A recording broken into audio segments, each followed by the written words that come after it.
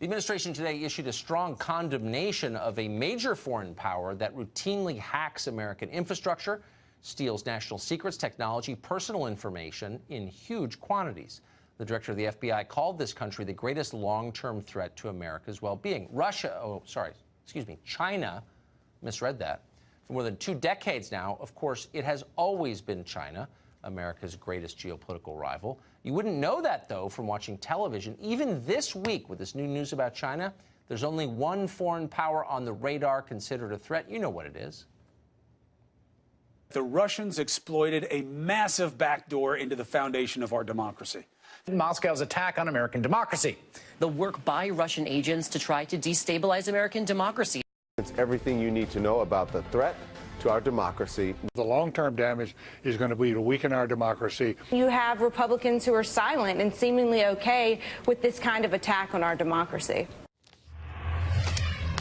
These people are so stupid, it's amazing they're employed. Michael Pillsbury, not stupid and employed, director of the Center for Chinese Strategy, the Hudson Institute, author of the remarkable book, The 100-Year Marathon, China's Secret Strategy to Replace America as the Global Superpower, a strategy no longer secret thanks to his book. Mr. Pillsbury joins us tonight. Thank you very much for coming on. So this seems like a confirmation, this announcement today, of what we may have known, but still striking.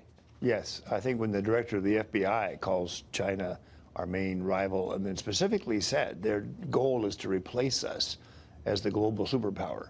That's the subtitle of my book. Yes. So it's not just good news for me, though, Tucker. It shows the recognition of the problem of China is now getting quite widespread. Give us a scale of the hacking efforts by the Chinese government here. Well, they're number one by far, more than the Russians. They have a number of techniques, some of which were revealed today, formally classified matters. There's this wonderful term I hope you'll start using called Stone Panda.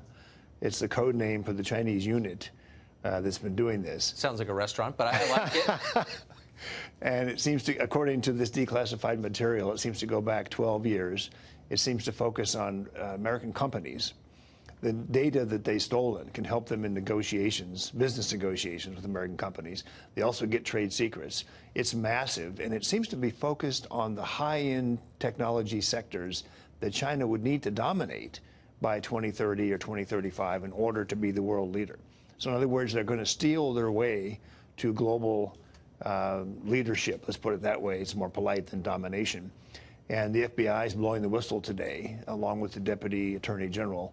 The pity is, as you know from our local press, there's been a big leak that Steve Mnuchin and the Treasury Department were going to offer sanctions today as punitive for these things that the DOJ and the FBI are finding. For some reason, at the last minute, Treasury pulled out. So they weren't at the announcement, and they're not putting the sanctions forward. So this leak shows dissent inside the Trump team.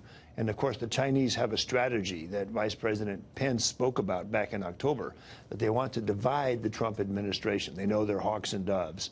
So this is good news. It raises public awareness for what China is up to.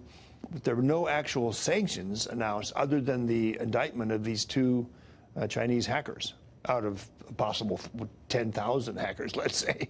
Meanwhile, there are calls for more Russia sanctions. Yes, it just tells you everything. Michael Pillsbury, thank you very much for this and all you've done on this topic. Thanks, Tucker.